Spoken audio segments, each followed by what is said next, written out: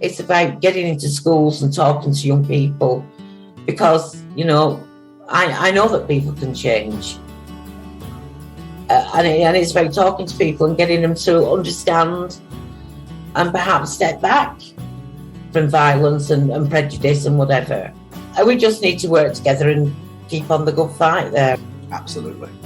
Hey there, guys. We are ecstatically happy to announce that we are associated with the Sophie Lancaster Foundation. The times are changing, and with the unfortunate death of Sophie, those changes have made a massive impact for the future. If Sophie was with us still today, I can guarantee what you are doing will still be reaching so many lives of young teenagers, young adults, and those who wish to be as different as possible. So thank you very much. To find out more about this incredible foundation and all the work they do, and more importantly, how you can help, head on over to www.sophielancasterfoundation.com.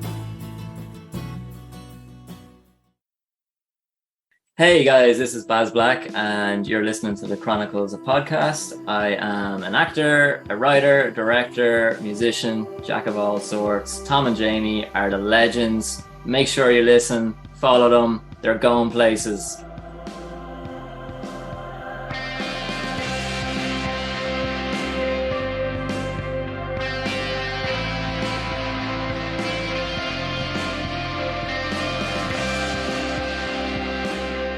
What's going on, guys? The 54th edition of the Chronicles of Podcast. Look who's fucking back again. But he didn't bring the Renegade Bastard or the ill behaviour this time. I'm kind of disappointed about it. But yeah, it's all right. Who has 2 holidays in 1 month, you lucky shit? It's the Chronicles of Podcast. Oh, wait, hang on. No, I lie. You didn't have 2 holidays, did you? You had some surgery and a holiday. Is what you had. Yeah. So, that wasn't a holiday. Have me balls snipped open. It's fine. You didn't actually have to be sent over, though, did you? Because you didn't have testicles left. Is that how it works? Anyway, let's start again. Chronicles of Podcast. What's going on, guys? How are we doing? We got into a bit of a weird testicular argument there. Who knows what's going on there? It's the 54th edition of the Chronicles of Podcast. And Jamie, I do believe that these are the Chronicles of Baz Black und zwei. Am I correct? They are indeed. They are the Chronicles of Baz Black DOS. DOS. Yeah, das ist richtig, Jamie. Should we get cracking up? Because we seem to be parked on the side of the road for a very long time. Yeah, definitely. Hit it!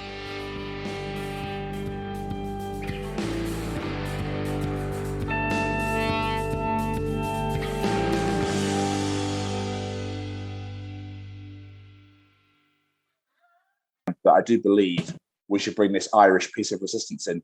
Oh, we definitely should. Welcome to the Chronicles of Baz Black 2. If you're unaware or unfamiliar of Baz Black, he is an Irish actor, director, owner of Sherlock Productions, piercer, musician, personal trainer. He plays golf. He pretty much does anything and everything you can think of, but he doesn't tattoo, although he is absolutely covered in them. And mighty fine he does look too, ladies and gentlemen. Mighty fine indeed. We sat down with Baz to discuss all about his brand new feature-length film, his first ever feature-length movie, Dublin Crust, amongst other things and other shows. Absolutely. It's amazing. When we first spoke to Baz way back, in fact, talking of way back, you can find it in the Way Back Wednesday archives. Go listen to it if you haven't already. He does discuss Dublin Crust literally as an idea. He sent us like a press release of this is what it is, we're going to work on it. And now the movie's done and it is all getting ready, all final bells and whistles ready to be released. It's amazing to hear the story of going out there and chasing his dreams and making his first ever feature-length movie. Yeah. And it sounds incredible and I cannot wait to watch it. Yeah, same. I'm really looking forward to it as well. Excuse me. But of course, he also talks about his role in this TV series Kin, which is absolutely massive over on AMC in the States. Unfortunately, not in the UK as of yet, which I'm gutted because I'd really like to watch it for what he's told. But he's been in other shorts, he's been in other movies, he's been doing fucking loads. Very busy boy. He is, but the man is just a legend. He's just a really lovely fucking bloke. And we are very honoured and proud to actually know him personally as well. Indeed. It's good to have talented friends. Absolutely, Jamie. But Jamie. Yes, sir. don't suppose anywhere on your person at all you have any of those final words? Just a massive thank you to Baz for taking the time out to sit down with us again. It was an absolute honor to sit and talk to you. You're one talented individual, and I love the fact you never give up and chase those dreams. It's really inspiring. So keep going, my friend. Absolutely. Baz, thank you for taking the time out, my friend. We really appreciate you sitting down and chatting to us. We had a good laugh, as they say in the industry, I believe. Laugh, isn't it? I don't know. I'm making shit up as I go, but still. Ladies and gents, enjoy this one. It's a fucking doozy. Ladies and gentlemen, here we go. Ladies and gentlemen, interviewing this week, it's Baz Black. How are you getting on? Yeah, not too bad, my friend. How are you? Oh, good. Not too bad. Not too bad. Yeah. Good. Has your collection diminished somewhat from last year? No, it's probably just because I'm zoomed in a little bit more. It's still the same. Haven't gone anywhere. I love it. You're probably there sound like, fuck, it wasn't really any order. Let's make some like cross shapes. That'll look good. Yeah, we'll go for cross shapes. Yeah. Yeah. If my wife had her way, they'd be all gone, but I know. Yeah, I remember saying. Yeah. You know how this works, mate. We're gonna just lure you into a nice little false sense of security with Jamie's little beautiful introduction, and then we're gonna absolutely hammer the living fucking shit out of you with questions. How does that sound? Oh, it sounds incredible. It's like a dream come true. That's what we like. That's what we like. I love that we're going around for the second time again. I love it. I'm so happy that you're back. Yes, thanks for having me back. I appreciate it. Really good. Right, let's get Jamie. Ladies and gentlemen, today we bring you a returning guest, someone from our way back Wednesday archives. Today's guest is an actor, musician, and so much more. Since we last spoke, he has accomplished many things, including big things like filming his first feature film, Dublin Crust, and small things like making an Instagram for his dog Moo. Per his request, I'm to remind you all that he is still absolutely fucking hilarious. Ladies and gents, the man with the most beautiful accent to grace our show ever. These are the Chronicles of Baz Black II. Yeah. Wow. What an intro. Still got it, baby. Still got it. Yeah, you're getting better. Wow. So let's just address Moo Beans' Instagram, shall we? Yes. I mean, Emma's idea? We can spend the whole time talking about Moo Beans if you like. No, actually, not Emma's. I will take full responsibility. Really? Yeah. Yeah. It had to happen. So for anyone who doesn't know, Moo Beans is our new Chihuahua puppy. Well, she's going to be a year at the end of this month, actually. And she's super cute. She's a teacup Chihuahua. She's tiny, and she deserved her own Instagram. She does. To be fair, she does. And she's fucking amazing. Just watching her go at the socks off the wash night a couple of days ago. That was great. She's just a little legend more than anything else, really. She gets to go on set with you and everything like that. Incredible. I love it. Yeah. She's like a therapy dog on set. Everybody in between scenes wants to hold Moo, she's brilliant. Like, she's super, super needy, almost as needy as me. Almost. But yeah, she's super, super cute and hours and hours of entertainment. So yeah, a nice new addition to the family. That's incredible, mate. It's good to see you smiling again, shall we say. Mm-hmm. Having a little pooch in the family. Yeah. But I suppose we should get with the hard hitting shit, the real fucking, right out there straight away, Baz. How's the last year been, my friend? That's a broad question. Yeah, no, it has been good. I mean, obviously, since the lockdown, we can't complain. If it's busy, it's great, and it has been busy. And an accumulation of a lot of hard work has come to fruition in the form of, making my own feature film, and then just on the acting side of things and building all that side up, and then everything just kind of seemed to come at once, and it was just hectic. It has been hectic actually up until this week. Next week is the first time that I have a little bit of breathing space, which is nice. But it's a good complaint. It's been really artistically challenging, and it's what I want to be doing, and it's where I want to be in life. So yeah, it just feels like all the hard work is kind of paying off a little bit. So yeah, it's been good. Exactly. So you're the one now that's flying, aren't you? Hey? Yeah. Well, you guys, since I last talked to you, you've done incredible stuff. So I'm really proud. It's great to see how much hard work you're putting in. So just keep doing it and stop talking. Right. Yeah. I suppose if you say so. Before we start talking to you about what you've been doing since we last spoke, I see on social media that Merrow and Reflection are still picking up awards to this day, which is insane. Are you still taking them around all the festivals and whatnot? No, not really. I mean, the festival run is kind of done, and anything that happened after that was invitation stuff, which is amazing. You know, just getting outright invitations to screen Merrow again or screen Reflection. And I mean, Reflection is what, like 3 years now, 4 years maybe, and we're still getting invited to screen at a festival, so it's a huge honor, and it's incredible. And with Reflection, it's pretty cool because the screening that we got invited to do in October in Wicklow, we are doing the director's cut of that, which has never been seen. So it's like a longer version that we edited down for the festivals and stuff like that. So it's cool that we get to publicly display that when it's never been seen before, you know.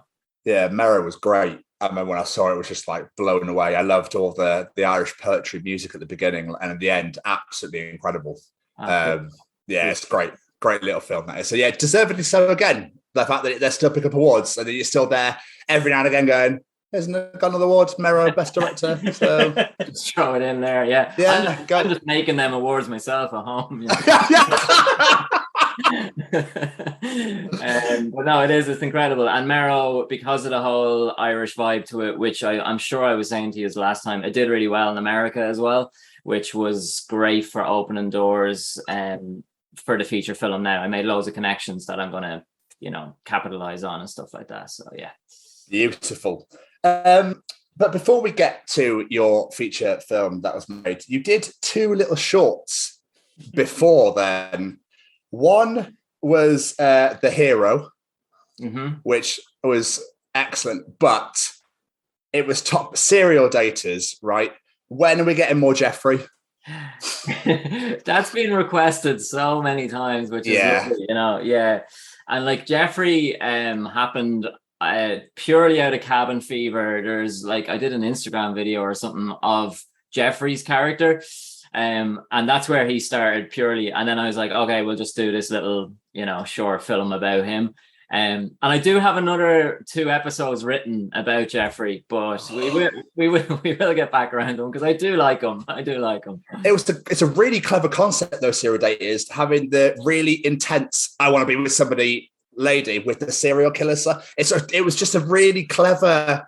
Do you know where I'm coming from? I think the concept of it was just genius. So it's never been done before. Yeah, I like the fact that, Jeffrey was trying to do his usual intimidation as a serial killer to this girl, and she's just completely oblivious of it. Yeah. It flips around to him being terrified of her because she's just so desperate for a boyfriend, So yeah. Hopefully he will make a return. But like I said, I have a few episodes written. One of them is Jeffrey Goes Shopping. I hope he runs in it. Yeah. I was going to say, Jeffrey's got to run. That is the best thing I've ever seen in my life. Yeah, we did so many. There's so many outtakes of that as well. Yeah. And I didn't tell anyone on the crew or anything that was going to be the run. I didn't mention or anything. So the first take, the camera is just shaking. Oh, sometimes you wonder what you do with your life, but all for entertainment. Don't have it any other way, though, mate.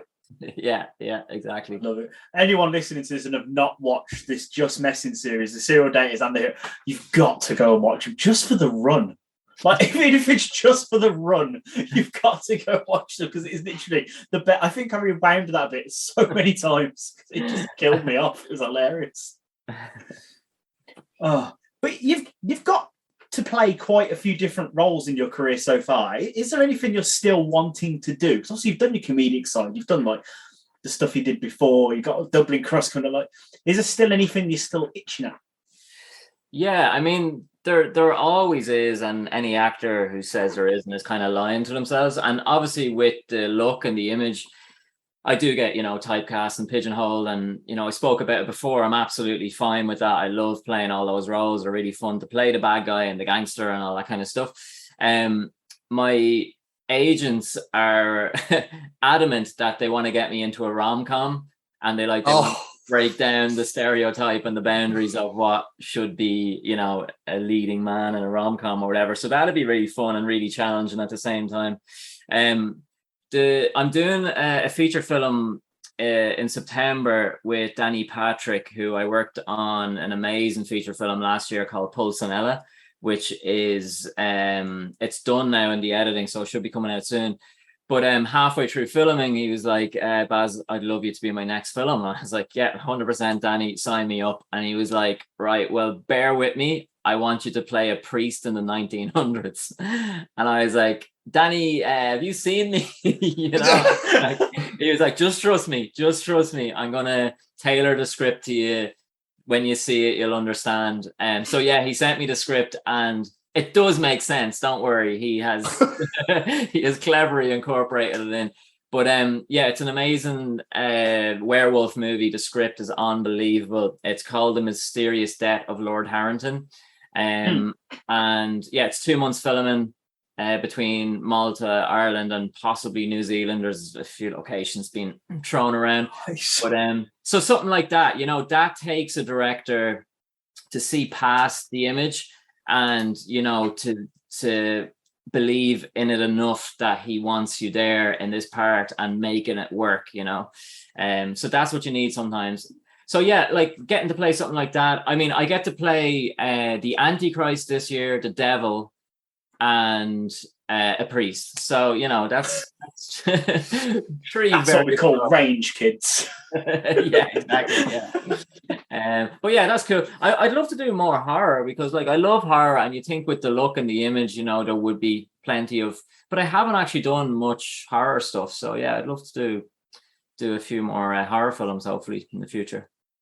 But isn't like 80% of the world, is it the world or the UK or whatever, tattooed now? Like everyone's tattooed now.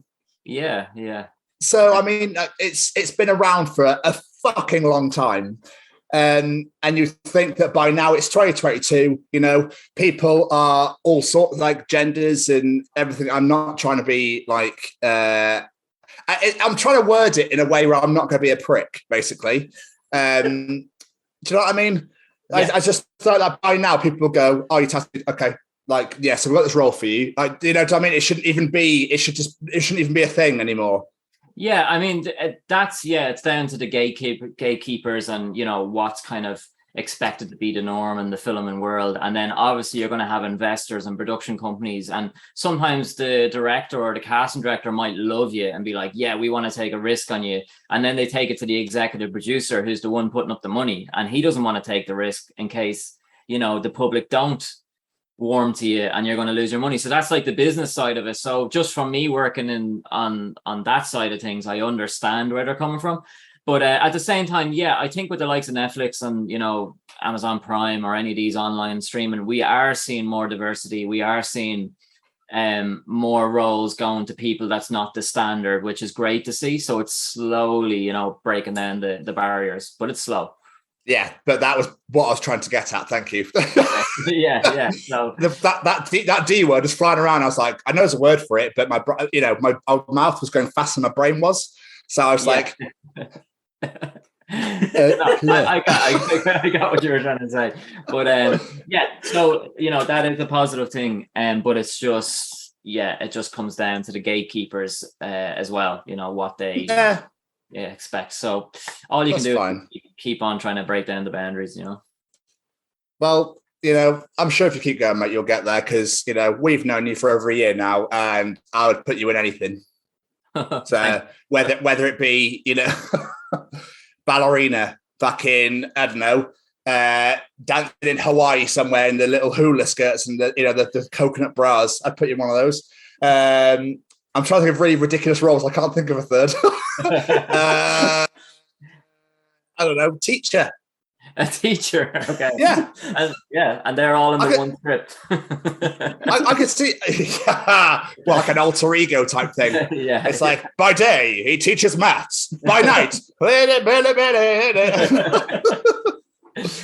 I've got to play a dad 3 times this year, so I'm getting to that age now where I'm getting to play a dad, you know.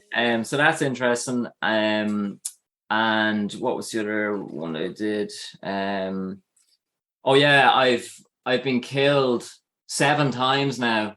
No Productions, yeah. Bastards. So that's racking up.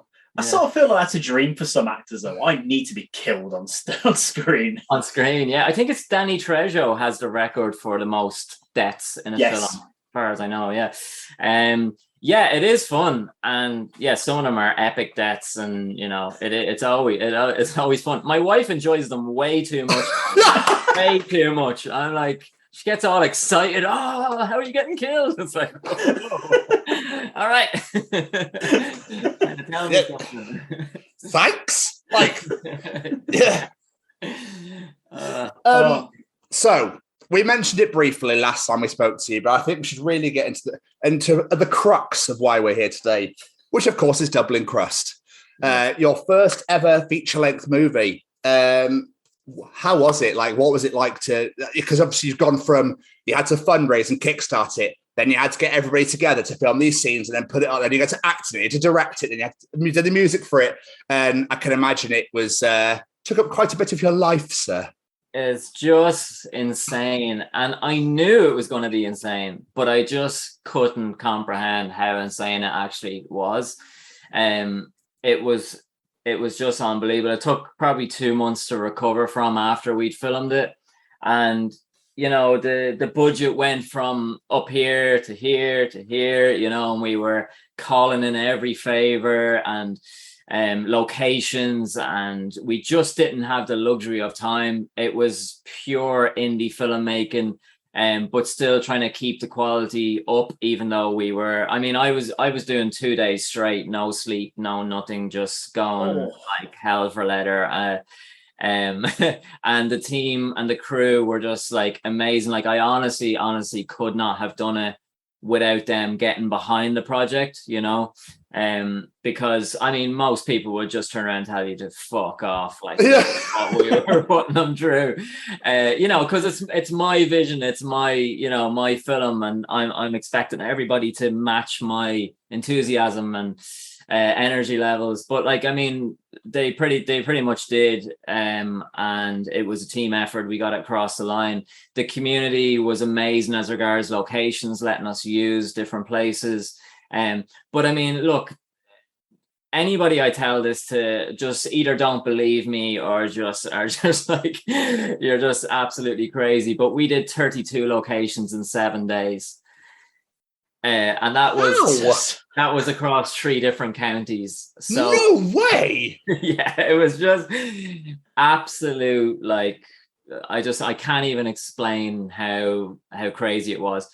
But I mean, we have just literally finished the assembly edit, and the assembly edit, for anybody who doesn't know, is basically us going through scene by scene. So each scene is edited how we want to, how we shape the film, and with the script, and then we go back and we start adding in all the color grading and the soundscaping and establishing shots and all that. So the assembly edit is just basically the scenes edited, how the film's going to turn out. But the runtime is actually 2 hours in the assembly edit. So we are going to have to take the knife out and start slashing it, because an hour and a half is, you know, the goal, an hour 40 maximum. But for us to have too much footage for the amount that we were doing and the amount of time, and that's something that I learned from filmmaking with my shorts and everything, always have too much, never leave yourself with too little footage, you know. So yeah, it was just unbelievable. And when I look back on it, I can't believe we got done what we got done. And I hope everyone who was part of it will be proud now when we eventually get to see it. That's incredible, man. That is absolutely. How the fuck did you manage to get to 32 locations in a week? It was. I don't even know. And I mean, we even had rotations of, like, you know, actors coming in, and because, you know, there is such thing as a legal working hour on a movie set and stuff, you know. And, you know, for me and Emma, and like, we're fine, we'll just work away. But we were trying to stagger it and not, you know, kill our actors or kill our crew. Yeah.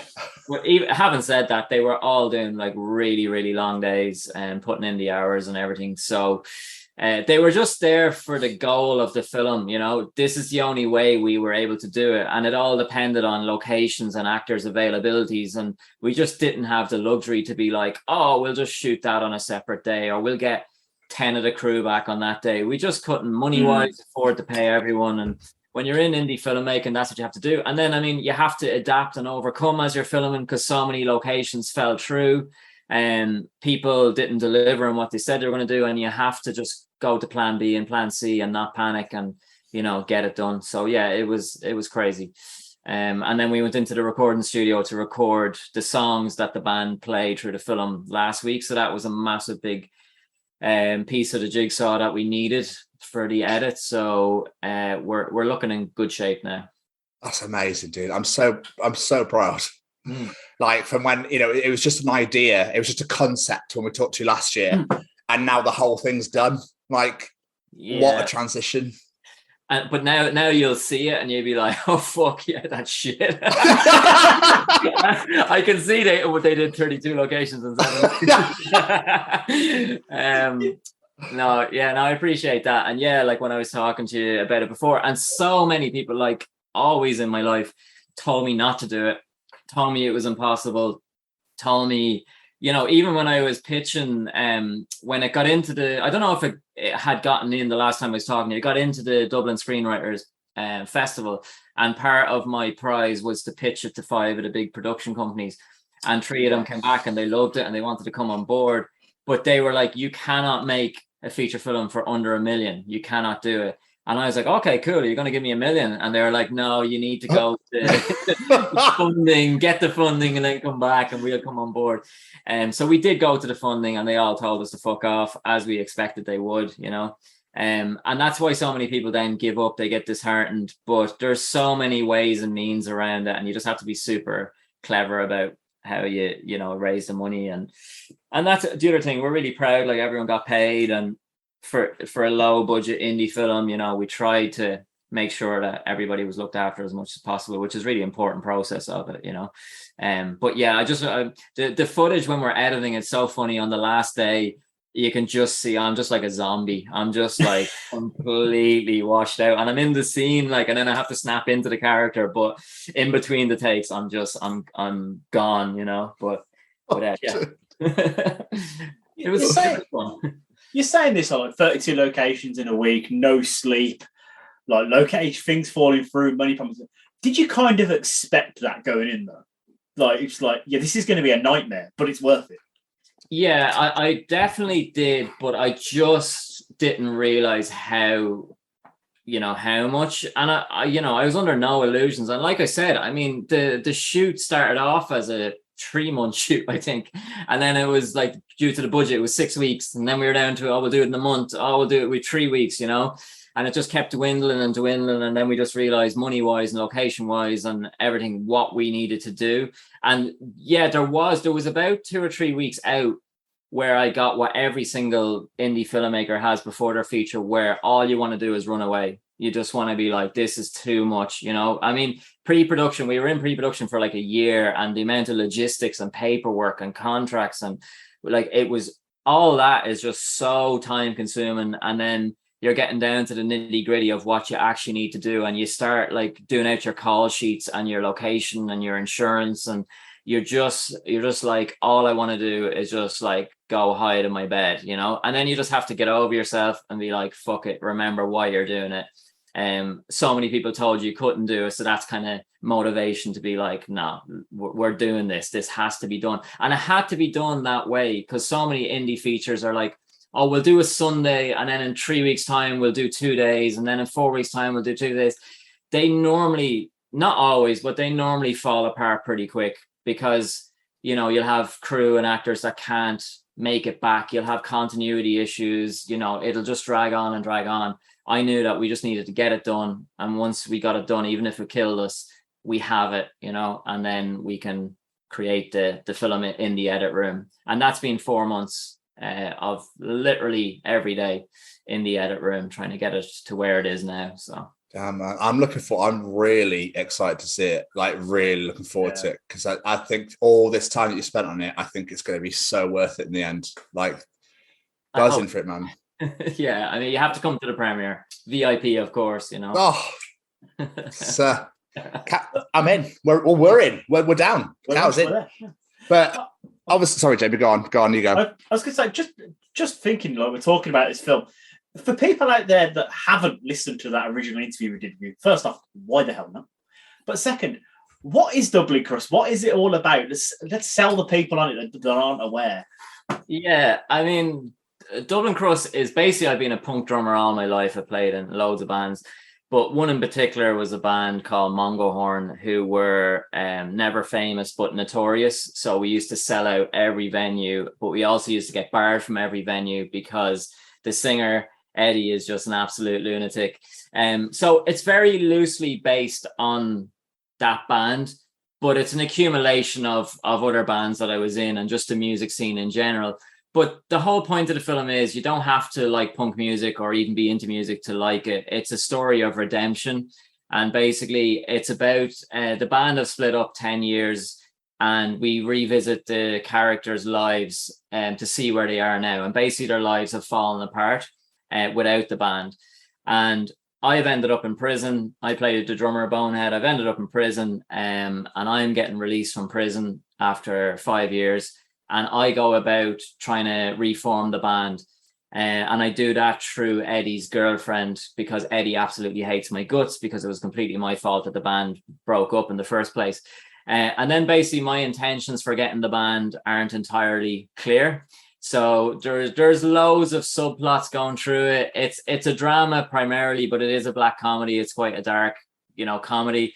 And it's about retribution of character and the band realizing that without music in their lives are just not what they wanted to be, So yeah, and there's loads of stuff that happens, and it's one of those things where I can't say too much because there's loads of stuff happening, and then there's a particular thing that like builds up in the film, and anyone who read the script or were there, it's something that you don't see coming, and it's just because they're the kind of films that I like watching, and even this is not being egotistical, but even when we're in the edit room and Emma, we're looking at the runtime and, talking about cutting stuff, and Emma's like, oh, well, we could probably take this bit out.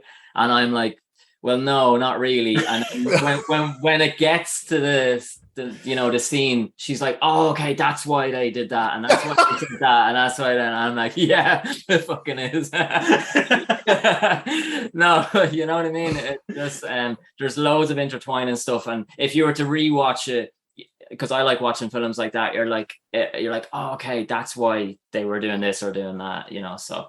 But yeah, it's the most personal film I've ever written because it's my world, it's what I understand. It's really natural for me to write it. And then Eddie, the singer of that notorious band, he's playing himself in the movie, because when you see Dublin Crust, there is absolutely no way you can replicate that man. Like, seriously, it's just anybody who meets him or anything.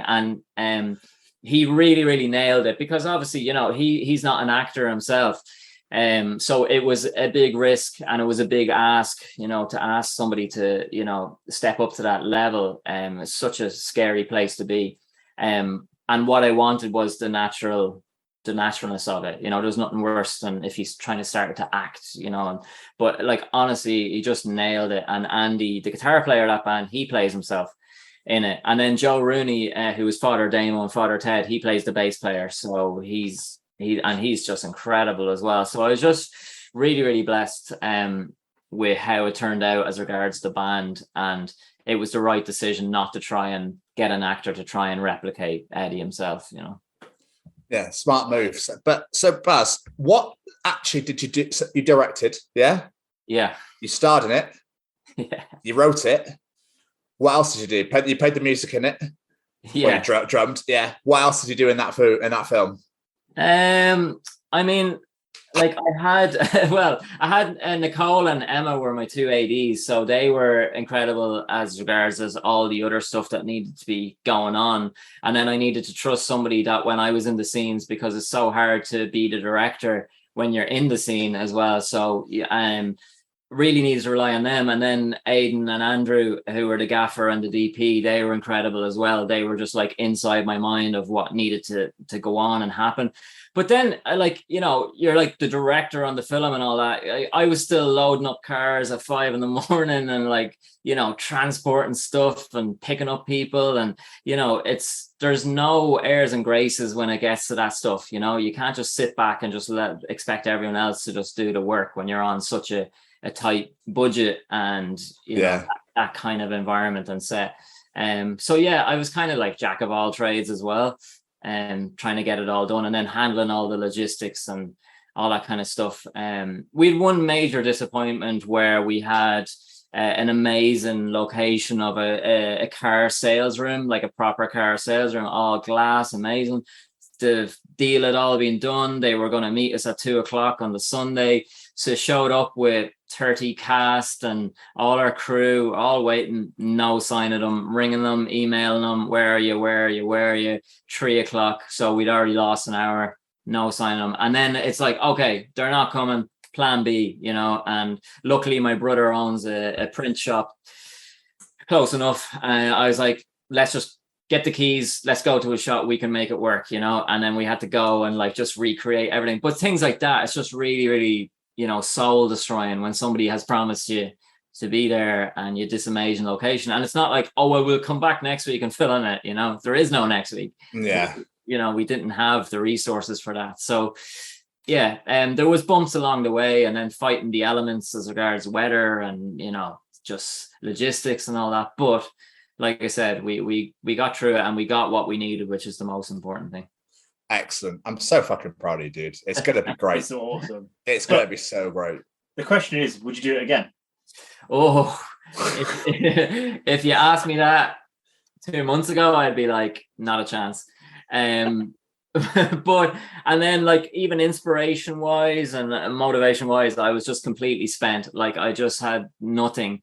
And then this is what always happens to me then. I was just watching a movie and suddenly this concept for a film came into my head and I was like, oh shit, here we go again. So yeah, but it's going to be the lazy man's feature, I think, as regards it's going to be like 5 actors, 1 location. And yeah, cop out that way. So we'll see. But it's just gonna be the Irish Clerks, 1 shop, 4 people, done. But as regards what we did and the way we did it and everything, no, I don't think I could ever do that again, unless we had proper funding and money and the luxury of time. But no, I don't think so. I think that's one and done for that kind of. I can imagine Matt sending the message to everyone, be like, guys, round 2. Yeah. No, absolutely not. Yeah, we keep joking actually, me, Andrew and Aidan, the gaffer and the AD, I keep joking with them going, Dublin Crust 2 TV show spin-off, and they're like, fuck off. Yeah, so but yeah, I mean, hopefully I just can't wait till we're sitting in that premiere screening and everybody who was there and involved gets to see and to show them that it was worth their efforts, as ball breaking as it probably was for everybody. Yeah, I just hope they'll be proud of what they're a part of, you know. And as well, and I think I said this the last time, I want to fucking show the people who said no and who turned it down. And, you know, I like, they obviously won't be at the premiere, but I just hope it does what it needs to do. And we have a letter of intent from a big distribution company already, which is, you know, that's amazing. Really, really hard. So we just need to deliver what we have promised to them to get it out there into the world, you know. So it's exciting. This is the exciting part now, where we can kind of, you know, work towards what we need it to be. But we still have a long road to go as regards the editing and everything that needs to be done. But it's filmed, it's done. It's, you know, it's just right. Now we can sit back. Now I can actually have sleep, and we can deal with it bit by bit. Yeah. We did one pickup scene. We did 2 pickup scenes actually. of stuff that we just needed to get. It was like extra footage. And then we possibly might just need one more pickup scene. And then I got all the drone footage done last week. And then we just have like establishing shots to go out and film. So just like the venues that we were filming in, just to get like, you know, the outside of that building and stuff like that. But yeah, we can take it at our leisure. But at the same time, I'm still pushing for November for the premiere, with view to a release then in the first quarter of next year. So that's amazing. My goal. It's optimistic, but you know, that's what I'm like. I've no patience. That's my problem. You know, and even in the edit room, I'm the worst, because like Emma's editing and I have no patience. So I'm like, just put that there and put that there. And she's like, that's not how editing works. Just do it. So I don't know how we haven't divorced yet. There's been many fights, and it's completely me. I'm the worst. Patience. I get shit done. I do get shit done because I've no patience. No wonder she likes seeing you get killed in films. I'm just gonna load that on my phone, but it pisses me off. We've got to the root of that one, yeah. So we were saying you've been like ridiculously busy. I was looking through your socials and IMDb, looking at the amount of projects you've worked on since we last spoke. I think I counted 12 at least, and that doesn't even include Dublin Crust. But I also saw you've been signed to a few management companies as well. So has that helped you get all this work to be so busy, or is this just you going out there and pushing? Yeah, I mean, it's a little bit of column A, a little bit of column B, and you know, that's the actor's life. And anybody who doesn't think that, it's so funny when I talk to actors and they're like, "Oh, I don't have an agent, that's why I'm not getting any work." That's bullshit, because I mean, I'd say 70% is networking, building your own work, building your connections, getting asked back onto projects and stuff like that. And then your agents come in when it's the bigger stuff, you know. So I'm lucky that I have an Irish agent who's amazing. I have an amazing English agent.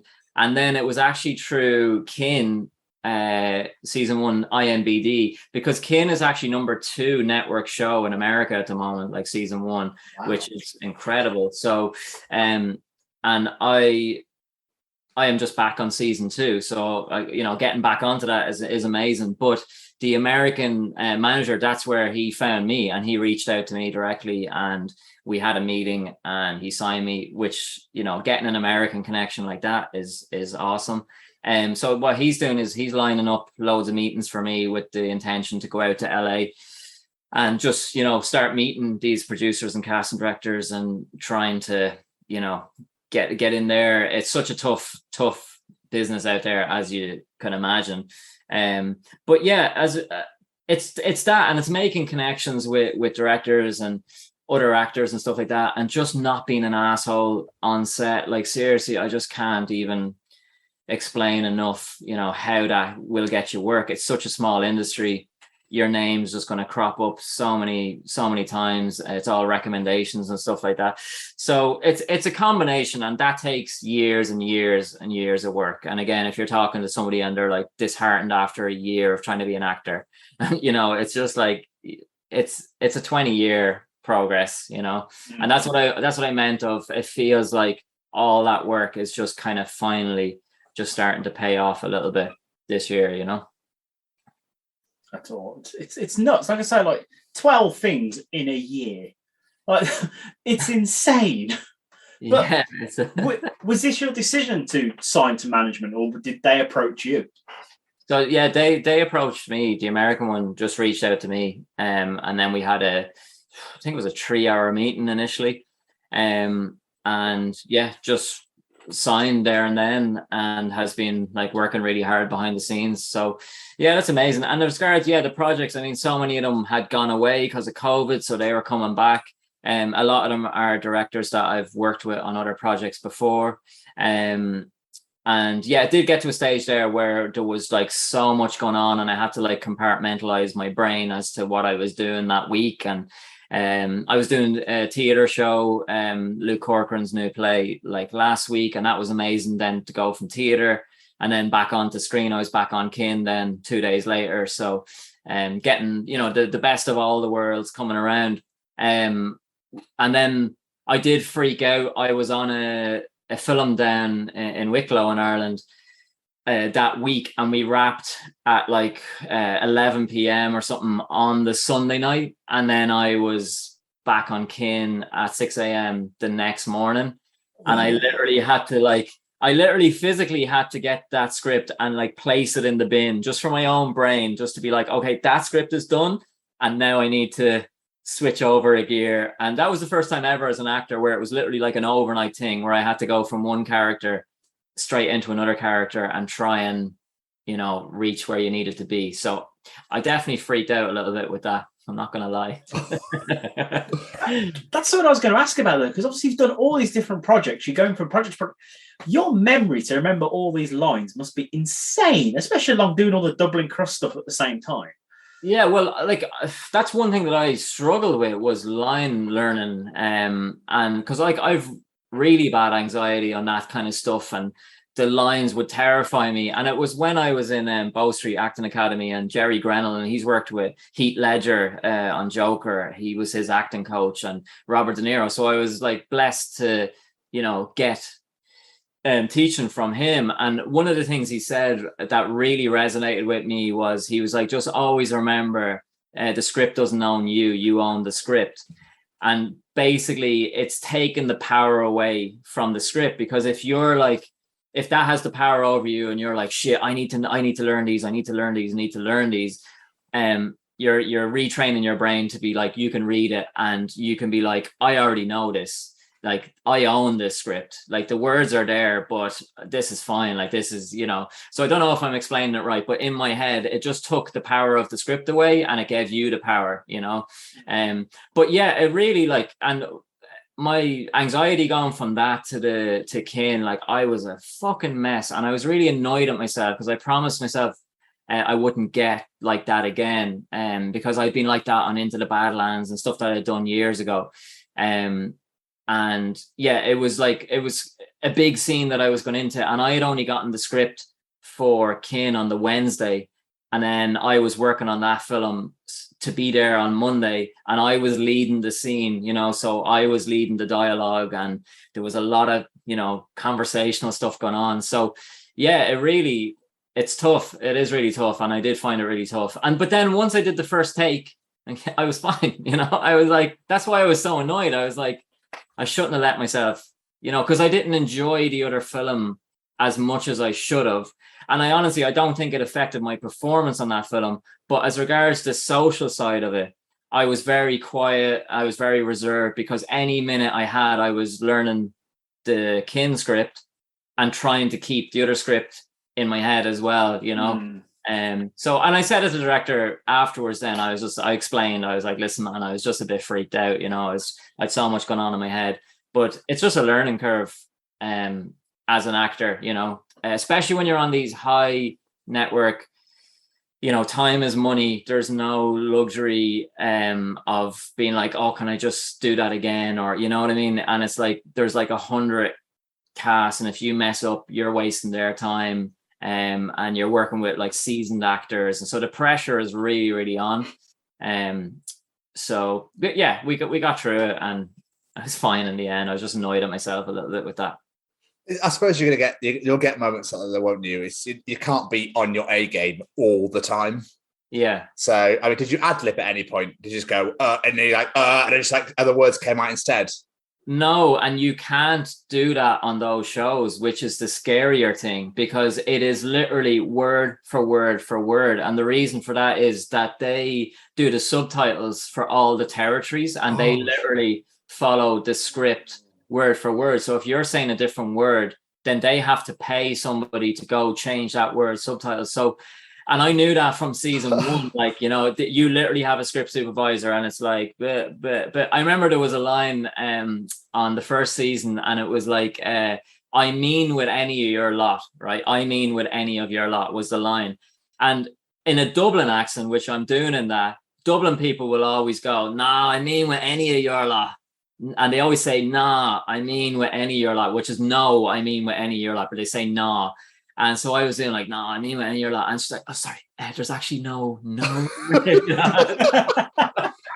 You're trying to make it authentic, woman. yeah. But so that adds to the pressure, and that was, in my head as well.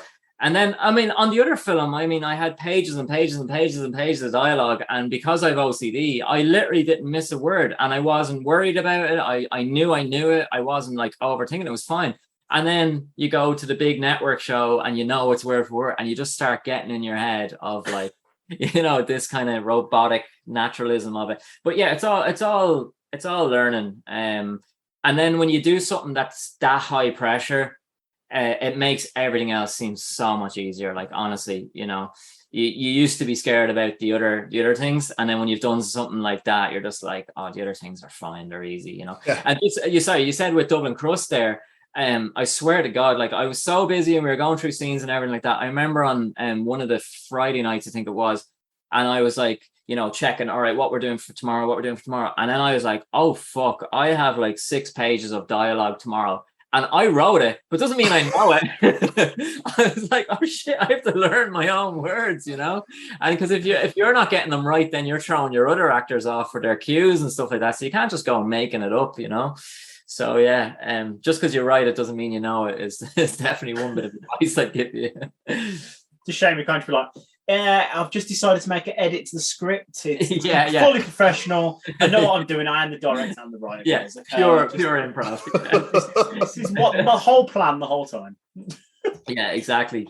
And then continuity for an actor as well is massive. And I kind of always had that kind of understanding. But I did Samuel L. Jackson's masterclass there a few weeks ago, and because I was editing Crust, like everything he said just made so much sense. He was saying that he's had editors come up to him at award shows to shake his hand, to thank him for making their jobs so much easier, because he says, like, if he says, I go to that door on a wide, on a close, on a 2-shot, and he picks up a bottle or he picks up a glass, on that word, every take, he will do the exact same thing. It doesn't matter, if he's like in the moment, he's in this and that, he will do the exact same thing. And he's like, that's your job as an actor.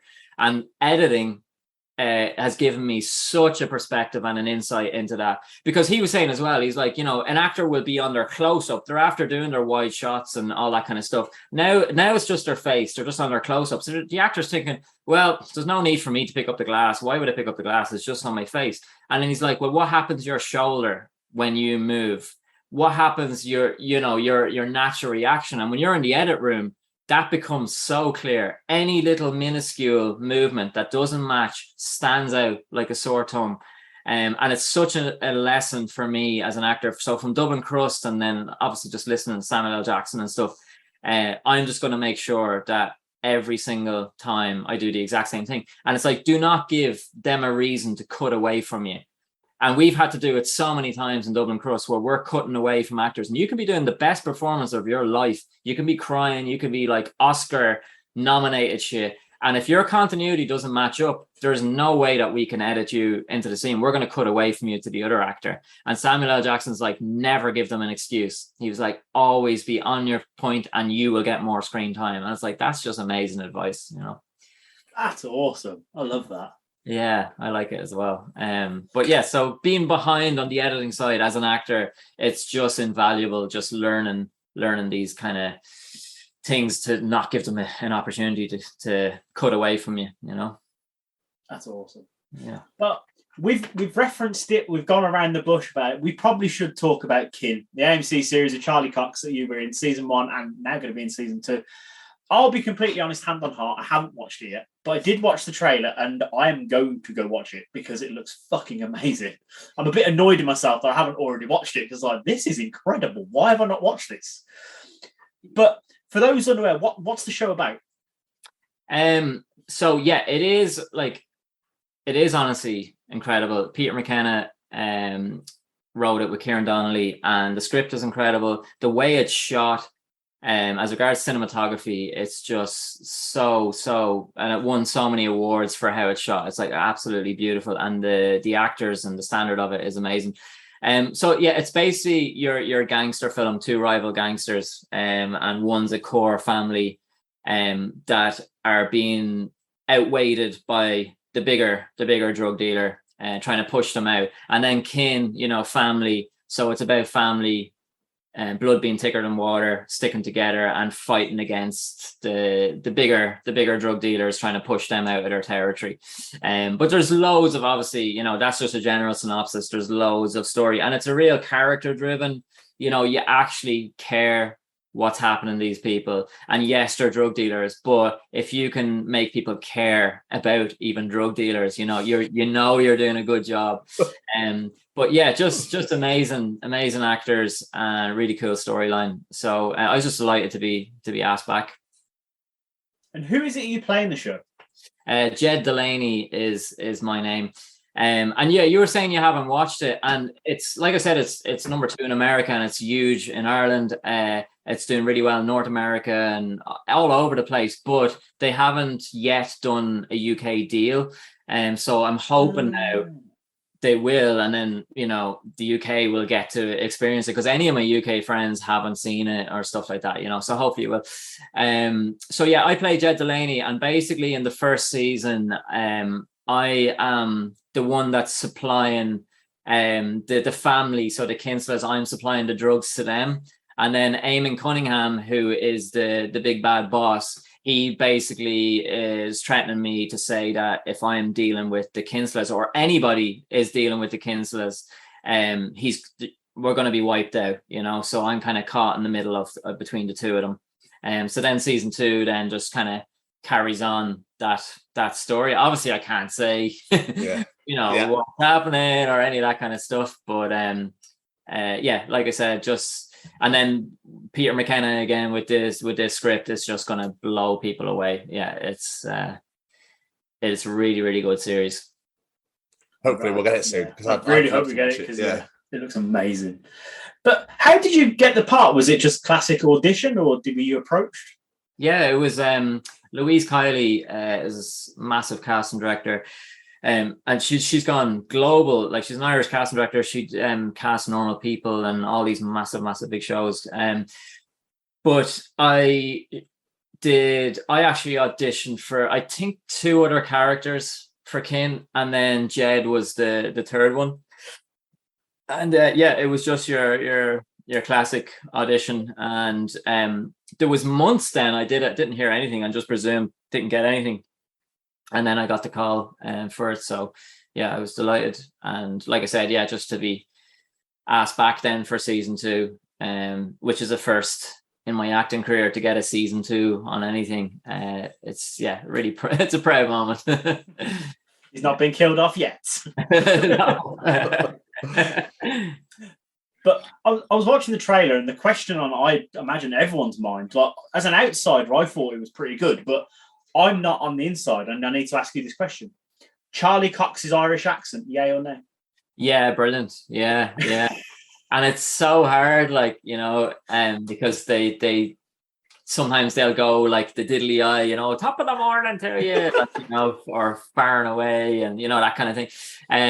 But no, he really nailed it. Like, it's really authentic, and every Irish person was like, yeah, that's one of the better Irish accent, really understated, and got all the Dublin kind of tones to it. So yeah, he did a brilliant job. And Ciarán Hinds, who was born in Northern Ireland but then moved to the UK, and he has quite an RP UK accent, which I was really surprised about when I was working with him, because he's doing a Dublin accent in Kin, and his accent is phenomenal as well. It's like really, really good. So yeah, across the board, it was a good job. It's got to be quite terrifying to go into Dublin and to do their accent, but not be your natural accent and not offend everyone.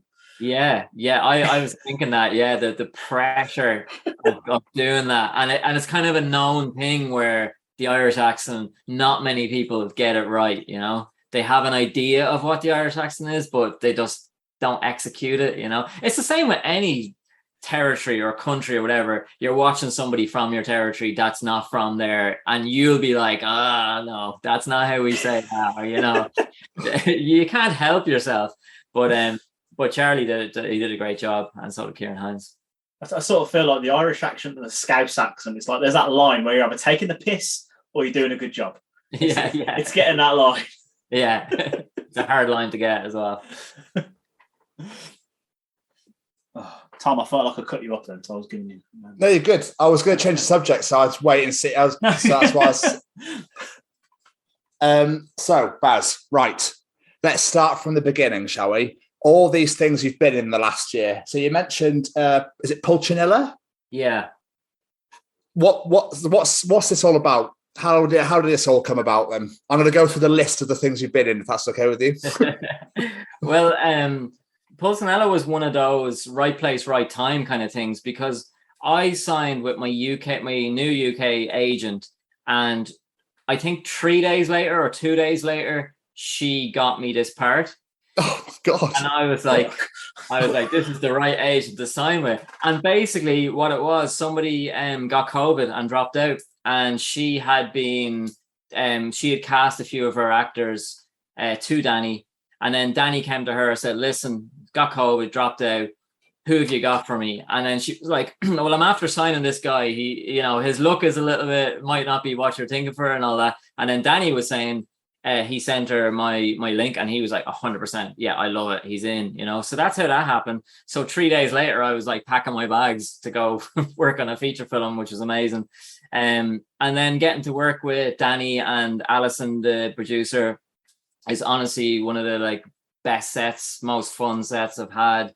And I really got to had loads of emotions with the character. Basically, I'm playing the older brother of the protagonist, the main kid in it. It's kind of like a coming of age film, and I'm raising my brother. Parents are nowhere to be seen, and there's loads of intertwining stuff that goes on. But I got to play with a wide range of emotions with it. So it's primarily a drama, but there's funny stuff in it as well. So yeah, it was honestly one of the best experiences. So I can't wait to see that now. Yeah, same. And also they've invited you back, haven't they, for another movie? You mentioned it earlier. Yeah, so that's what I mean about making these connections. I'm signed up for his next movie as well, so that's 3. Oh. So yeah, just knocking them out of the park. So yeah, just if you can make a connection with someone like that and they keep asking you back and you have a rapport with them, that's the key in this game. So yeah, I can't wait now to work on those 2. No, I'll bet, especially Malta and potentially New Zealand. Yeah, happy days. Magnifique. I saw another post Divided. Yeah. I've not heard anything. What is this, a movie? Is this a short? What is this? That's a feature film movie, but that hasn't happened yet. Okay. So that's kind of been delayed and stuff like that. But there's another one called Dredges that I did 2 years ago, and they are literally just after signing a massive distribution deal. So you could be seeing it on a certain streaming site very soon. One of the big ones. So yeah, that's like a gangster film, but that's amazing. Rob and Pat are the 2 guys behind that, so it's really exciting that one's going to be coming out. Right, go on. What's the next one? Through These Eyes. Yeah, that was a short film, and one of the ones where I get to play a dad in it, and it's quite a sweet little short. And the little girl who is the director and writer's real daughter is in it, and it's quite a sweet one. And then a big thing happens in it, which I can't say. And yeah, that's fine. Yeah, that was a fun one. Excellent. Let's keep that. The other one I had left was the North Side Story. Oh, you pronounced it right. Well done. I got you. Don't you worry. So yeah, story spelled with a H, because that's how Dublin people say story. What's the story with you? I wondered why there was a H in there. Yeah. So only Irish people get that, but so yeah, they had the premiere of that in a sold out Lighthouse Cinema, which is the big one in Dublin, and we did the premiere about 3 weeks ago. And the lads did an amazing job on that film. I don't know how they did it. I don't know how they got it done so fast. And it is a mockumentary, and it's about just this scumbag from Dublin, and a documentary crew are following him around, and he wants to be a rapper, and so it's got nods to The Office or any kind of mockumentary that's come before it, but it's very, very funny, and they did an amazing job. And actually Peter McKenna, from the writer from Kin, he came to the premiere, which was amazing. And I got to chat with him and stuff like that. So they did amazing, and we're hoping that that's going to get a big distribution as well. Sweet, man. I'm just so happy for you. After the whole COVID stuff, and obviously everything was starting to dry out, you're just unstoppable now. Well, I wouldn't say that, but it's always a grind, and it's not like the phone is ringing every day either. I'm still slogging away. Actually, this is like it's quite embarrassing, but at the same time, so I got this commercial audition, and it was an in-person audition, and it was in Dublin. And when I showed up, there was the usual. There was like 20, 25 people already waiting there, and it was a commercial actually for a very well-known Irish MMA star. I'm sure you can guess. Okay. But I won't say any names. But yeah, when I showed up, there was people there that I had worked in films with, a few people. And then there was people that were auditioning for, I can't say too much, but they were auditioning for a character in Kin that had something to do with me. So they were coming up to me. So I didn't know these people, but they knew that I was Jed Delaney, and they were like, coming up and talking to me. But one of the guys who I'd worked with, this is the point of the story, he was like, Jesus, Baz, I didn't think you'd still be auditioning for like these kind of things, like, And I was like, I am fighting for the scraps like everybody else, You can make social media look like it's all rosy and you're going to Hollywood and everything like that. But behind the scenes, and he said it in front of everyone. I was like, oh my God, kill me. Like, I was like, of course I'm still auditioning. It hasn't gotten anywhere near that level, So yeah, you can make things look like it's amazing. But I will say that this has been probably the best year of my acting career. I still have loads of stuff that's going ahead. I mean, that film on Caged, I was talking about maybe in the first time I talked to you, that's finally going ahead in October. I did a really good short called It's Good to Talk, and that was like the most therapeutic part that I've ever played. So that'll be coming out soon as well. It was really, really cool. And that one that I was doing, that I was saying before Kin, that's called The Last Laugh, and that's like honestly one of the best scripts I've ever read as well. So yeah, it's been a really good year, and there's loads of stuff that's coming out. But like I said, the phone isn't ringing every day or anything like that, But you're still smashing out the park. It doesn't need to be ringing every day, Baz. You told us earlier that you went from one scene literally to the next movie like the day after, or TV series. You know what I mean? So you don't want that person to ring. I felt like a real actor for like. I mean, I can't believe you haven't mentioned playing the tattoo shop owner in the Nan movie with Catherine Tate myself. Oh, yeah. There's a bit of a story behind that, but I don't think I can say it. No, don't do that to us.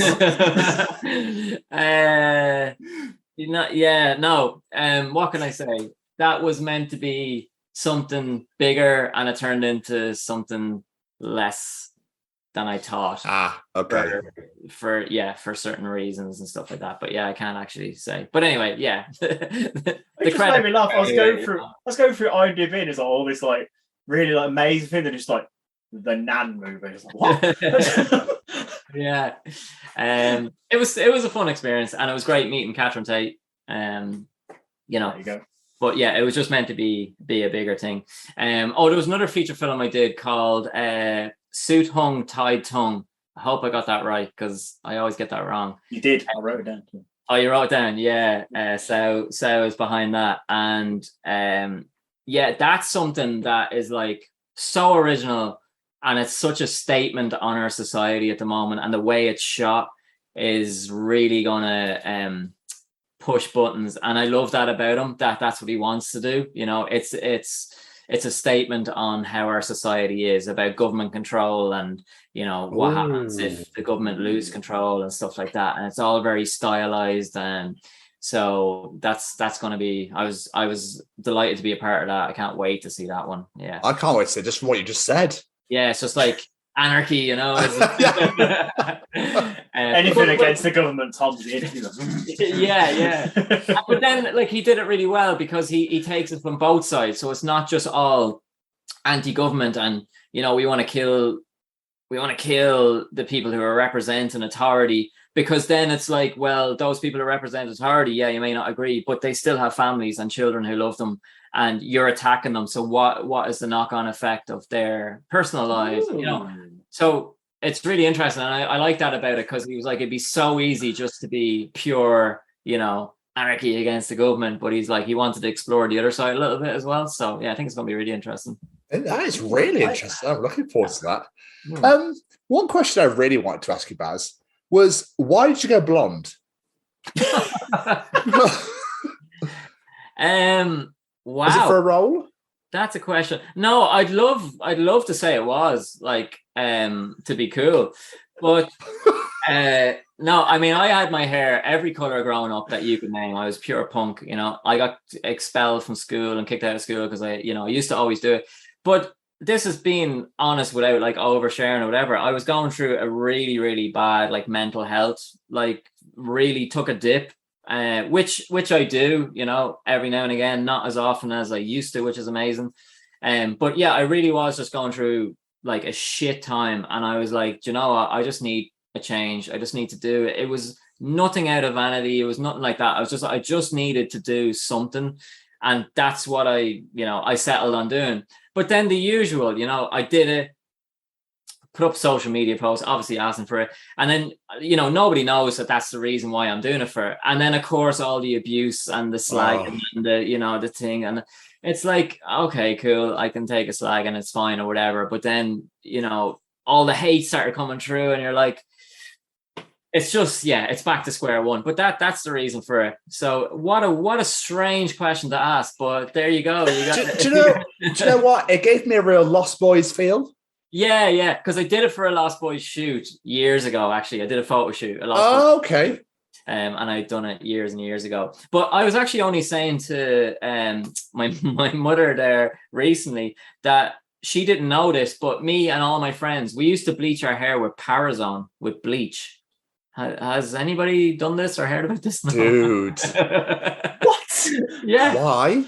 Well, that was how we thought we bleached hair. I don't fucking know. And our heads used to be on fire, but it worked. Was it white? Yeah, it was literally white. Like, yeah. Oh, dude. So, yeah, we used to do that as teenagers all the time. Yeah, crazy shit. Fuck me. There you go. You got an interesting answer out of your weird. I like weird questions though, because obviously, well, there's like, acting movies. Then obviously, I asked a rapper once a while back why they sing their own names in songs, and he went, "Oh, I don't know." It's always good just to throw someone up every now and again, which is right, you know, because no one sees it coming, Baz. That's why you see. There you go, and you got a kind of a deep answer. That was the reason. And I'm sorry you went through that. That's really shit. And you always know where I am. So I do. And I appreciate that. But it was just one of those things. Just did it. And then then I had a movie role coming up and I had to, oh no, do you know what it was? It was Dublin Crust was coming up. That's probably why I was. You what? 39 locations in a week. 32, sorry. Oh my God. So there you go. That's the reason. So I had to dial it back for that because I was like, oh, well, it's kind of punk, you know, it'd be kind of cool. And then my wife was like, yeah, and you've been in prison for 5 years. You're coming out with this fucking sandy silver Mountain Dew fucking. Yes. Yeah. It's okay. He just found the bleach they used to clean the prison toilets. That's all it is. Yeah, that could have worked. I should have written that in. Get a product placement from Parazone. So before we start wrapping up, because it is getting on now, I just wonder, how is the piercing and the band Prodigy Sons going? Are they still doing all that, or has it been on the back burner because obviously you've had such a busy year? Yeah, so like piercing is kind of the bread and butter, and I do it when I need to make some cash. I still enjoy it, obviously, but just being so busy, and that's the reason why I closed the shops and moved away from the piercing, was for the acting and the music and stuff. So I'm happy about that. And then it's great that I can just book a guest spot, and I'm lucky that it normally always books out. I can go do my stuff and then I can fuck off again, you know. So it's not as often as it was, but yeah, I do a little bit of that. And then music wise, so I left the Prodigy band. Okay. So yeah, it's all on good terms and mutual terms and all that kind of stuff. But it was just something that needed to be done. And then I have a side project with the singer of Amongst the Wolves, who are on hiatus. So we went into the studio and recorded a few songs. We're actually going to be doing a video for one of the songs and release it as a single really soon. It's kind of a little bit more like, has a bit of electronics going on with it and a little bit more kind of Queens of the Stone Age kind of. It's just, I don't know how to describe it, but it's just like a cool little side project that we wanted to do. And then obviously just writing the songs for Dublin Crust and going in and recording them. It was great being back in the studio and stuff like that. So still tipping away at that side of things. But yeah, just with the filming side, it's just been so busy. And then any minute we're in the edit room, you know, trying to plug out as much as we can. Love it. So now you've hit that goal of making your first feature film. What other goals do you have in mind now that you want to achieve going forward? What's the next target? Yeah, I mean, there's always targets. my mind never stops, which is the hard bit. But I suppose my next thing is I do want to get over to London. You know, I want to build on the career and get over to London, and like I would love to get on, you know, a BBC as a regular, you know, show. And then from that progress on to LA is, you know, obviously the actor's goal of getting over there, which I know is no easy task. So they would be the long-term goals on the acting side of things. And then like the production company, we're still going. My Emma, my wife, she's written a few scripts and stuff like that. So we might have a look at them and, you know, go on to develop them and stuff like that. And then, like I said, of me doing another feature film, it'll be a while before I even contemplate writing a script or anything like that. But I do have a concept and I like the concept of it. So we can kind of get the ball rolling with that, you know. But like, yeah, as regards to that, I did get burnout from doing the film. Absolutely, like, because I'd normally be so driven and on to the next thing and all that, but I was just absolutely brain dead after it. So it kind of knocked me a little bit, and I'm only kind of getting back a little bit of inspiration back slowly now. So, but all the concentration is on the edit, like, which is good because I'm definitely like ADD and I'm all over the place, but my focus is really getting that edit done, and that's good for me because it shows that I'm like, you know, passionate and really, really want to put my concentration into it. So I'm trying not to let too many outside things influence that at the moment, because I know I'm away now for 2 months filming on that feature. So I want to get as much done before I have to go. I started prep on that script today, actually, and I have it here.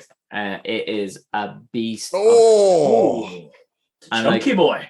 It's a beast, and I'm on like literally nearly every page, which is great.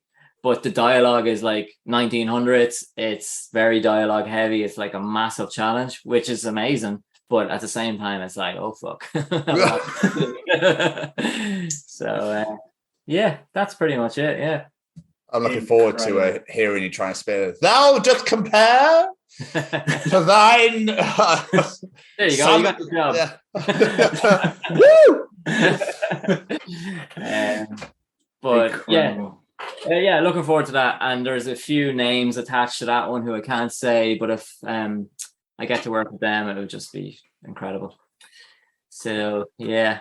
I'll take you guys to all the premieres. Yes!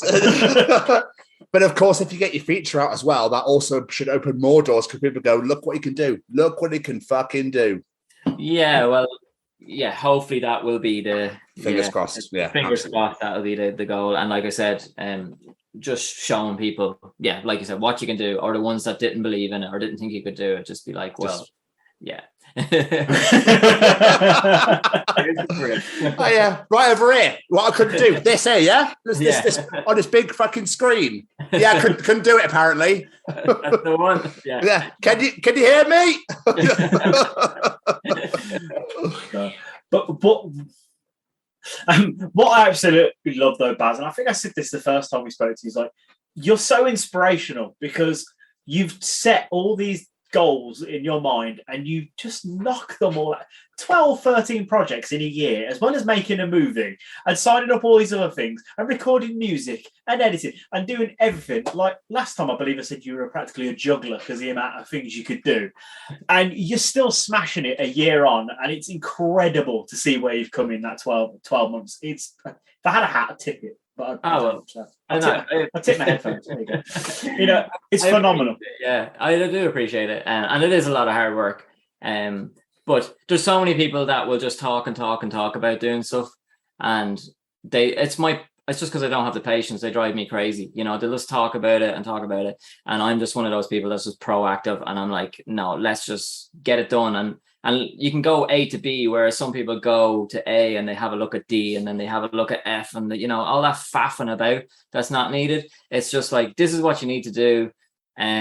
Make the connections, but don't do them on a false pretense. I can't stand that. The amount of people that have come out of the woodwork trying to call in favors from me because they see that I'm doing this project or I'm on this and stuff like that. And they're the very ones that had no interest in you when you were, trying to make something. And there's all these kind of people. And then like, just don't be an asshole in general in life or whatever, but especially in the industry, don't be an asshole. And you will get asked back onto projects. That's what this whole game is about. And then if you set goals and targets, just try your best to do anything. And don't listen to people telling you, like I keep saying it, but same with the Dublin Crust, can't be done. You can't do that. You can't do that on that budget. Oh, you won't be able to get that actor. Oh, what are you going to do for locations? Oh, you won't be able to do this. You won't be able to do that. And if you listen to them, you would do absolutely nothing. So just stay your own path and show the world what you can do. It's the best advice I can give. Stunning. Love it. Mr. Stevens, any more questions for our wonderful guest? The one I usually ask, I can't really ask it because I asked you last time, but I suppose in this last year, did you ever think you'd have done as many projects, as many movies as you have done? Did you ever think that phone was going to ring that many times? No, I really didn't. And there was so many disappointments of stuff going away during COVID. I don't know if I told you guys, but I can tell you now, I booked an Audi commercial for €28,000 and it was filming in Portugal for a week, all expenses paid. Myself and my agent at the time were like, fucking hell, happy days, this is like the golden ticket we've needed.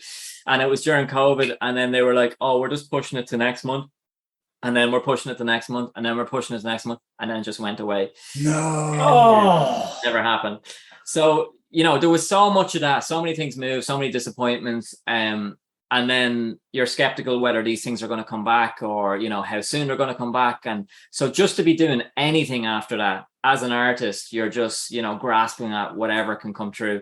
And there's still the disappointments. There's still projects that you are attached to and they're not happening and stuff. That's always going to happen. But I didn't think I'd be this busy. And it's just a credit to the people who are asking me and putting me in roles that they're breaking down the boundaries and I'll work for anybody and I'll work with anybody that has the same passion and drive, and that's what you need. And as long as people are like that, I'll work with them all day long. So it's been the best year acting. I just hope now it can continue and then go into 2023 hopefully. Yeah, fingers crossed. Mate, this has been amazing again. Thank you. And I just always love having you on the show. I really appreciate you and you taking the time out to sit and chat to us. So thank you very much. No problem. And like I said, I'm super proud of how far you guys have come since we last talked. You're killing it out there. So just keep doing what you're doing. Thank you very much. And you are still fucking hilarious. Who knew? You're true. You're telling the truth. Case in point, right? It's my dad's birthday tomorrow, and believe it or not, I'm going to play golf. I was an avid golfer for many years. They love to see me coming out on the golf course. But I was. This is just an example of my hilarity. When I said to my dad, I was like, "Oh, what time are we teeing off? Is it 4?" And he hung up the phone. My little amazing joke. Brilliant. But, that's why he's getting all the dad roles, because of the dad jokes. The dad joke. I do love an old dad joke.